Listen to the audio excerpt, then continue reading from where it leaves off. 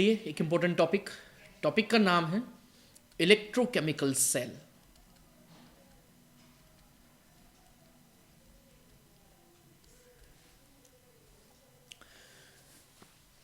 जब हमने सब डेफिनेशंस एक्सप्लेन करने की बात आई थी, जब फर्स्ट लेक्चर रेडॉक्स का फर्स्ट लेक्चर उसकी बात हो रही है, तो उसमें मैंने ऐसे कुछ समझाया था कि when ever high reactive metal is in solid form and if it is in contact with less reactive metal ion, then only a redox reaction is possible. Again, when more reactive metal is in solid form and it is in contact with less reactive metal, that means suppose we are taking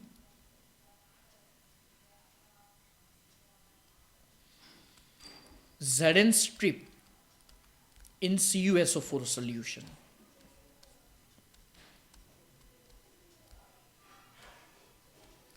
Okay, and reverse copper strip in ZnSO4 solution.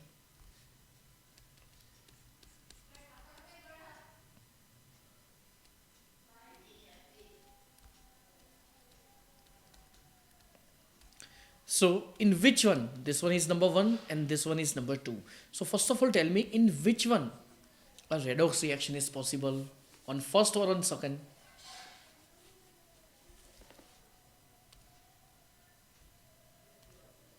On first or on second?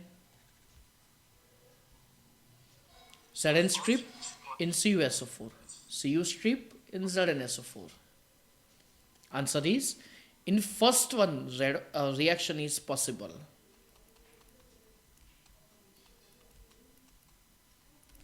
And here will not occur.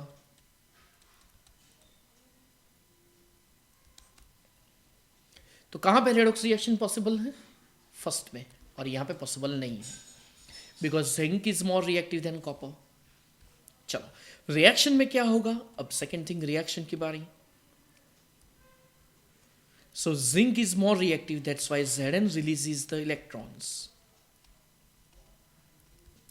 And these electrons are on the surface of Zn strip, and now electrons have negative charge, so these electrons will be gained by the positive ion of solution, that is Cu2 plus. Electrons are released, oxidation, electrons are gained, reduction, and we are getting Cu solid. Okay, simple reaction is occurred here.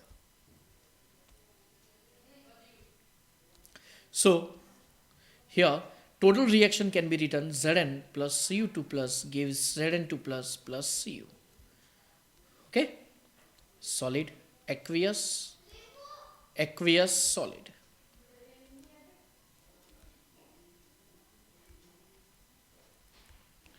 Okay, and this reaction is occurred.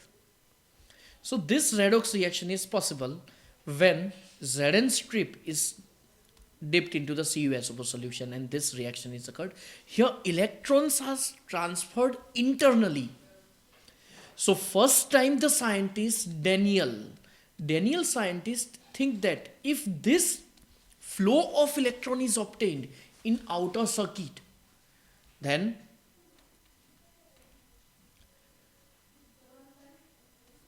if electrons are transferred in outer circuit, then after electricity will not be generated, will not be used at all time.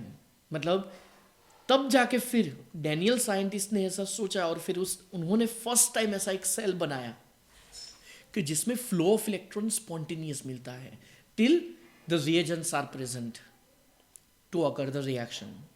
तो first time Daniell ने एक cell represent किया जिसका नाम है Daniell cell, और Daniell cell में उसने, अब इसका हम कंस्ट्रक्शन देखेंगे डैनियल सेल में। क्यों? डैनियल ने जो कंपाउंड्स यूज किए थे तो इसका नाम है Daniell cell. For that 2 different beakers are taken,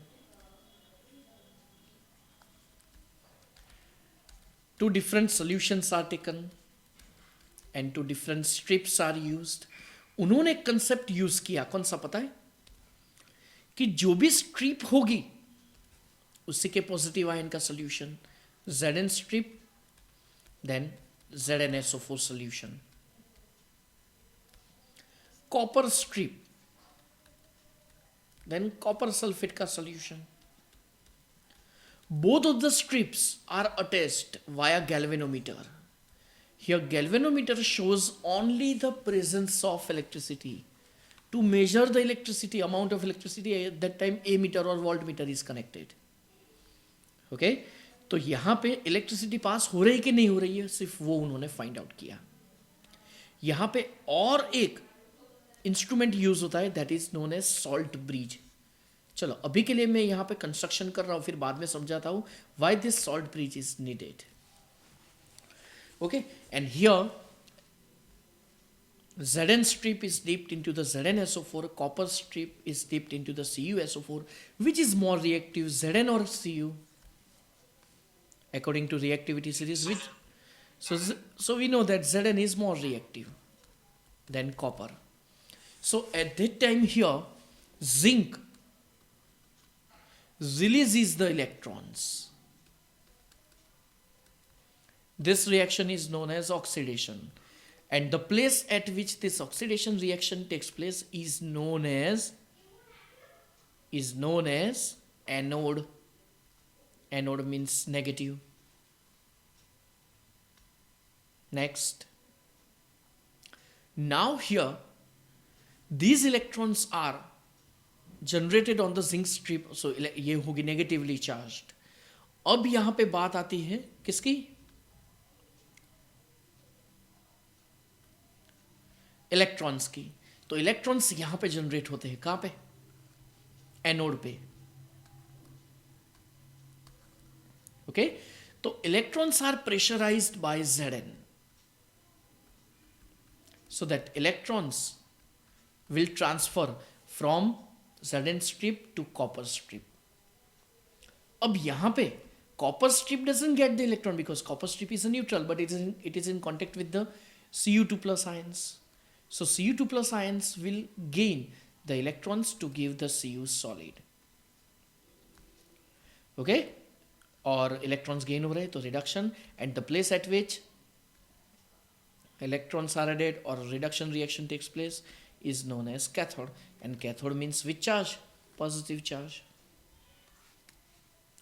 Okay, तो यहाँ पे अब total reaction होगी. तो total reaction में हम क्या लिखेंगे? Zn solid plus Cu2 plus aqueous gives Zn2 plus aqueous plus Cu solid. Simple. Okay, and this reaction takes place. So this one is the total reaction. Over. So this one is our total reaction. And see, same reaction takes place. देखो मैंने अभी Zn strip और CuSO4 का solution लिया, तो यही reaction होती थी देख लो टोटल रिएक्शन में, और यहाँ पे भी टोटल रिएक्शन वही है, बट यहाँ पे मोड ऑफ ट्रांसफर डिफरेंट है. यहाँ पे जो इलेक्ट्रॉन्स ट्रांसफर होते हैं वो इंटरनली होते हैं, देख लो यहाँ पे इंटरनली ट्रांसफर होते हैं ना, और यहाँ पे वही इलेक्ट्रॉन्स हमें आउटर सर्किट में मिलते हैं, यहाँ पे देख लो. ओके, तो ये हमें यहाँ पे अलग से मिलेंगे. ओके, ये तो यहाँ पे फ्लो ऑफ इलेक्ट्रॉन आपको अलग से बाहर आउटर सर्किट में मिलता है. So anode and cathode reaction takes place like this. किसको एनोड बोलेंगे? जहाँ पे ऑक्सीडेशन रिएक्शन होगी. कैथोड किसको बोलेंगे हम? जहाँ पे रिडक्शन रिएक्शन होगी वो. ओके, तो ये होगा अपना cathode. Cathode means positive, anode means negative. Okay, तो डैनियल ने फर्स्ट टाइम यहाँ पे फ्लो ऑफ इलेक्ट्रॉन ट्रांसफर किया था. Now next question is why this salt bridge is needed. मैंने भी बताया ना, दिस इज सॉल्ट ब्रिज, तो वो ध्यान से देखो. चलो इसके significance, why this salt bridge is needed. See here we have focused only on the transfer of electrons. So Zn solid, Zn atom खुद वो इलेक्ट्रॉन्स रिलीज करते हैं. तो इलेक्ट्रॉन्स तो रिलीज हुए, लेकिन साथ में क्या प्रोड्यूस हुआ? उसके साथ free Zn2 plus. What about it? So Zn ion, Zn2 plus ions will go into the solution. अब सॉल्यूशन में ऑलरेडी कौन से आयन्स थे? ZnSO4 था ही, और एडिशनल Zn2 प्लस आए, तो मतलब ये सॉल्यूशन पॉजिटिवली चार्ज्ड हो गया. अनदर साइड सॉल्यूशन किसका था? CuSO4 का. उसमें से कौन से आयन्स इलेक्ट्रॉन्स गेन करते हैं? Cu2 plus. किस में कन्वर्ट होंगे? Cu solid. इलेक्ट्रॉन्स गेन होके क्या बनेगा? Cu सॉलिड मिलेगा. तो वो कॉपर सॉलिड यहाँ पे ट्रांसफर होगा. तो सॉल्यूशन में कौन से आयन्स बचे? SO4 2 minus. तो ZnSO4 के सोल्यूशन में Zn2+ का कंसंट्रेशन इंक्रीज हुआ. ओके, सिमिलरली CuSO4 के सोल्यूशन में Cu2+ का कंसंट्रेशन डिक्रीज हुआ और SO4 आयन का इंक्रीज हुआ. तो यहाँ पे सोल्यूशन पॉजिटिवली चार्ज, यहाँ पे सोल्यूशन नेगेटिवली चार्ज प्रोड्यूस हुआ. तो फाइनली क्या हुआ यहाँ पे, ये पॉजिटिवली चार्ज, ये नेगेटिवली चार्ज, दोनों जगह पे रिएक्शन होती है यहाँ पे. ओके, दोनों जगह पे ये जो भी रिएक्शन होती है, यहाँ पे Zn2+, यहाँ पे Cu2+. ओके, तो जब ये रिएक्शन होगी तो इलेक्ट्रॉन ट्रांसफर होंगे नहीं. क्यों नहीं होंगे? क्योंकि यहाँ पे पॉजिटिवली चार्ज, यहाँ पे नेगेटिवली चार्ज सोल्यूशन में एडिशनल प्रोड्यूस हुआ. और अकेला पॉजिटिव या अकेला नेगेटिव चार्ज कभी पॉसिबल है ही नहीं. दैट मीन्स रिएक्शन नहीं होगी. That's why here we have taken the salt bridge. Salt bridge में जनरली हम कौन सा आयन लेंगे? तो सॉल्ट ब्रिज में हम लेंगे NH4NO3 का सोल्यूशन. और ये NH4NO3 का सोल्यूशन क्या करेगा? तो वो सल्फेट आयन को यहाँ से ड्यू टू डिफ्यूजन से सल्फेट आयन को यहाँ से यहाँ वो ट्रांसफ़र कर देगा. तो जितना Zn2+ एडिशनल प्रोड्यूस होगा उतना ही SO4 ट्रांसफ़र हो जाएगा. दोनों सोल्यूशन इलेक्ट्रिकली न्यूट्रल होंगे. So question is, what is the use of salt bridge?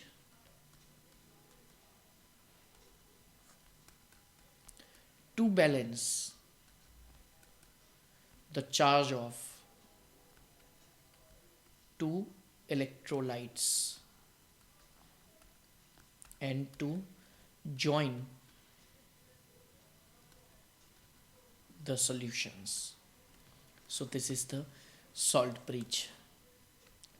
Okay, salt bridge U-shaped tube होती है जिससे दोनों आयंस ट्रांसफर कंटिन्यूअसली होंगे. Okay, just a minute. Okay, तो चलो फिर से एक बार थियरी देख लो स्टूडेंट्स.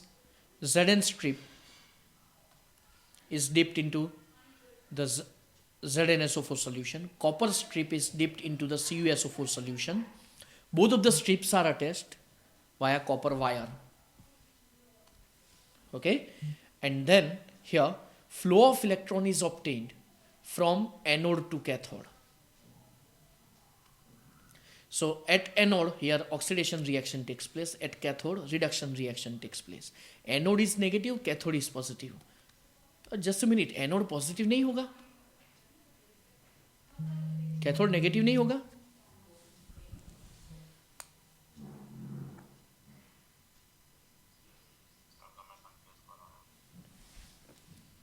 एनोड और cathode.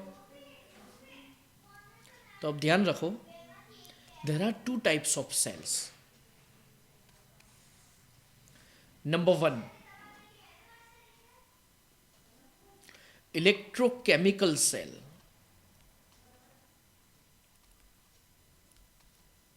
And another is electrolytic cell.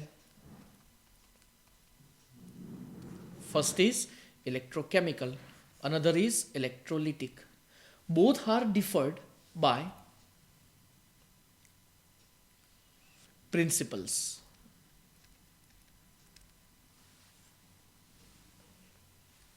Okay, both are differed by the principles.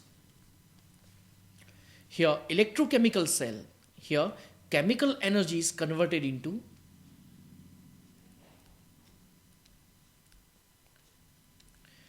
electrical energy. And here in electrolytic cell, whenever electricity is passed, means electrical energy is converted into chemical energy. Then after redox reaction is possible. यहाँ पे redox reaction होगी जिससे आपको electricity produce होगी, और यहाँ पे okay, और यहाँ पे इलेक्ट्रिकल एनर्जी जब आप प्रोड्यूस करोगे, इलेक्ट्रिकल एनर्जी जब आप पास करोगे तब केमिकल रिएक्शन होगी. यहाँ पे एनोड और कैथोड दोनों की साइन क्या होगी देखो. तो इलेक्ट्रोकेमिकल सेल में anode is negative, cathode is positive. Electrolytic cell में anode is positive, cathode is negative. याद करो, आई थिंक 10th स्टैंडर्ड में आया होगा आपका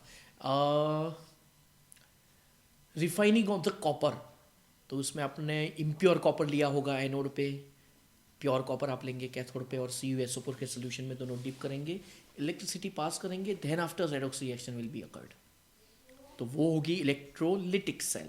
और इलेक्ट्रोकेमिकल सेल में क्या होगा कि आप यहाँ पे रिएक्शन होगी जिससे आपको इलेक्ट्रिसिटी मिलेगी। This one is it clear? तो ये साइन आपको याद रखनी होगी, anode negative, cathode positive for electrochemical cell.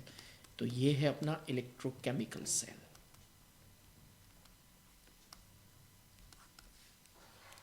Okay, तो ये है main theory Daniell cell.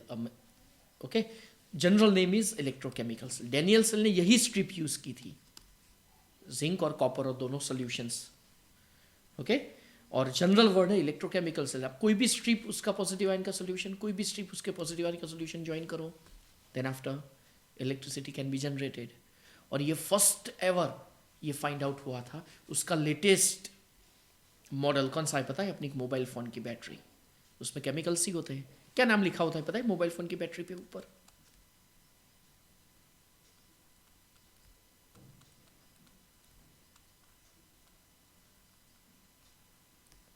Lithium ion battery, ये पुरानी वाली है। इससे भी नई वाली कौन सी पता है? Lithium polymer battery.